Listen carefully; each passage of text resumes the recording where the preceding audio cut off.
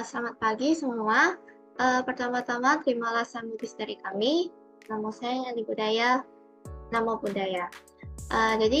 Kami pada kesempatan kali ini, kami akan mempresentasikan diskusi kelompok kami, yaitu berjudul Implementasi Prinsip-Prinsip Buddhis dalam Sistem Perpajakan, Perspektif, Etika, dan Sosial. Pertama-tama, izinkan kami memperkenalkan diri kami. Nama saya Stefi Ganarasia dengan NIM 23040561. Nama saya Ellen Priscilla Angkasa dengan NIM 23040635. Perkenalkan, nama saya Marco Aprilian Leonard dengan NIM 23140169. Selanjutnya, yang pertama ada pengertian pajak yang akan dijelaskan oleh Ellen. Oke, selanjutnya adalah pengertian pajak.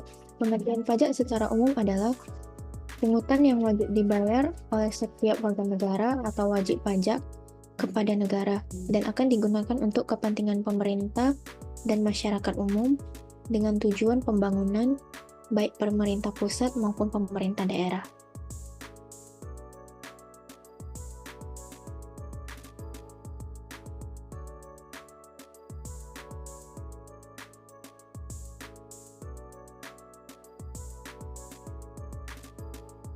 Kemudian untuk pengertian pajak menurut pandangan agama Buddha adalah sebagai kontribusi yang harus diberikan untuk kebaikan bersama.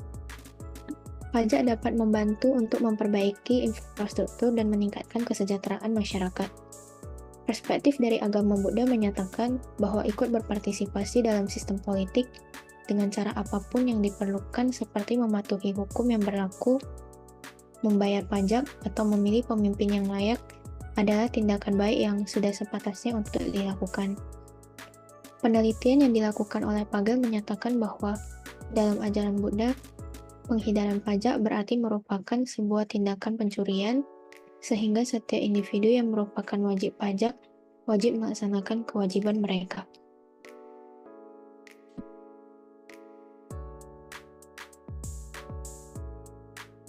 Berikut adalah ciri-ciri pajak. Yang pertama adalah merupakan kontribusi yang wajib. Setiap orang wajib untuk membayar pajaknya secara rutin. Hal ini berlaku khususnya bagi masyarakat yang memenuhi syarat objektif dan syarat subjektif. Maksudnya adalah untuk yang penghasilannya lebih dari penghasilan tidak kena pajak. Yang kedua adalah bersifat memaksa. Bagi yang memenuhi syarat objektif ataupun subjektif, memang sudah wajib hukumnya untuk membayar pajak. Jika seseorang tidak membayar pajak dengan sengaja, maka akan diberikan sanksi administratif maupun hukum pidana.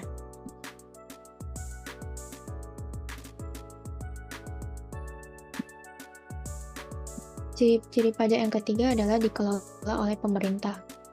Pemungutan dan pengelolaan pajak dilakukan secara langsung oleh pemerintah, baik itu pusat maupun daerah, dalam tingkat provinsi, kabupaten, dan kota. Meskipun dikelola oleh pemerintah, tetapi manfaat pajak dirasakan oleh semua warga negara. Yang keempat adalah pembayaran pajak tercantum dalam undang-undang. Pajak dipungut sesuai dengan norma hukum dengan tujuan untuk membayar biaya produksi hingga jasa kolektif demi mencapai kesejahteraan. Segala macam hal negatif seperti perlawanan, penghindaran, penolakan dalam membayar pajak maka sudah termasuk dalam pelanggaran hukum. Ciri-ciri pajak yang terakhir adalah sebagai anggaran pemerintah. Peran pajak dalam kehidupan negara memang sangat penting, terutama untuk melaksanakan pembangunan. Dalam hal ini, pajak sangat dibutuhkan dalam pembiayaan perang, keamanan aset, pekerjaan masyarakat, subsidi, penegakan hukum, dan juga operasional negara.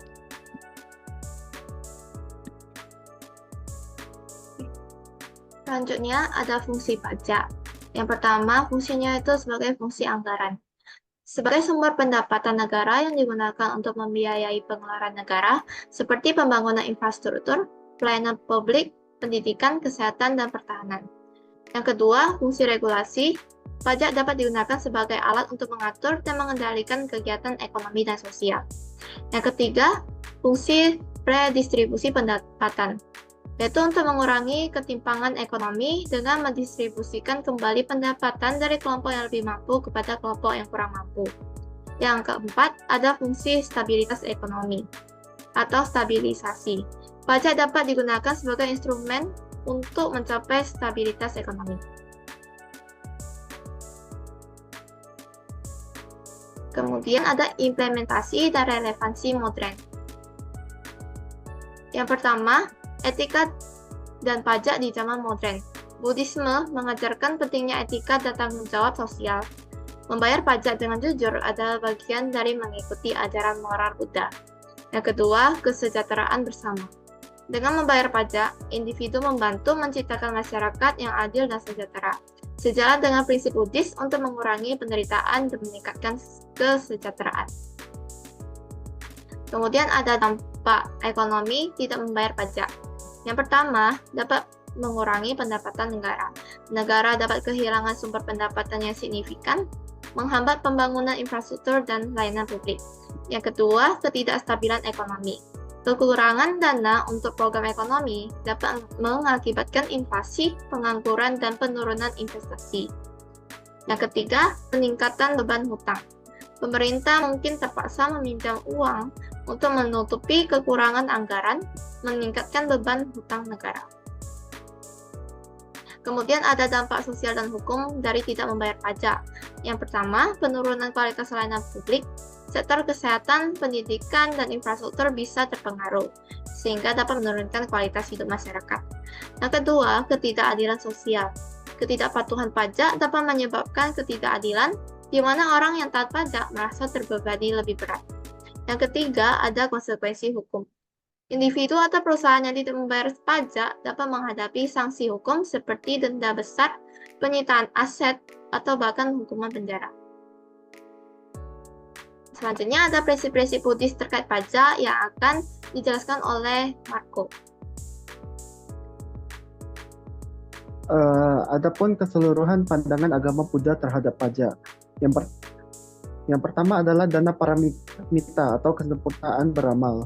Salah satu dari 6 paramita dalam Buddhisme adalah dana kedermawaan.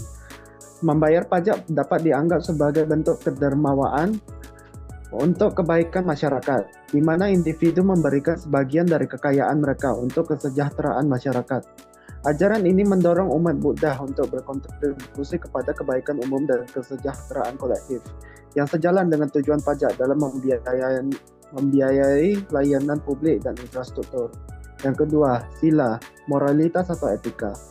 Agama Buddha sangat menekankan pentingnya moralitas dan etika dalam kehidupan sehari-hari. Membayar pajak secara jujur dan tepat waktu adalah tindakan yang mencerminkan integritas dan tanggung jawab moral. Ini menunjukkan penghormatan terhadap hukum dan keadilan sosial, yang merupakan bagian penting dari sila. Menjalankan kewajiban pajak dengan jujur mencerminkan komitmen seseorang terhadap etika Buddhis.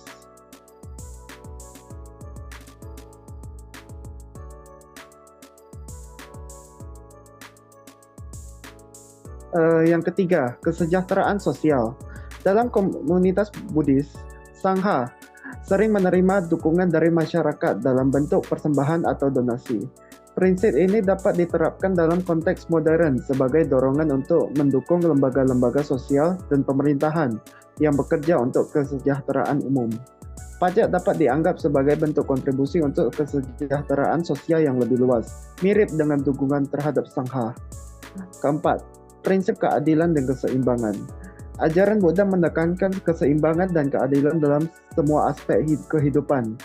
Pajak yang adil dan proporsional dapat membantu mendistribusikan sumber daya secara lebih merata dalam masyarakat, mengurangi kesenjangan ekonomi dan meningkatkan kesejahteraan kolektif. Ini sesuai dengan prinsip keseimbangan dan keadilan yang diajarkan oleh agama Buddha. Yang kelima, menghindari keterikatan pada kekayaan. Ajaran Buddha mengajarkan untuk tidak terikat pada kekayaan materi dan mendorong hidup sederhana. Dengan membayar pajak, individu belajar untuk melepaskan sebagian kekayaan mereka demi kebaikan bersama. Ini membantu mengurangi ketertarikan pada kekayaan pribadi dan mendorong sikap yang lebih altruistik dan tidak mementingkan diri sendiri.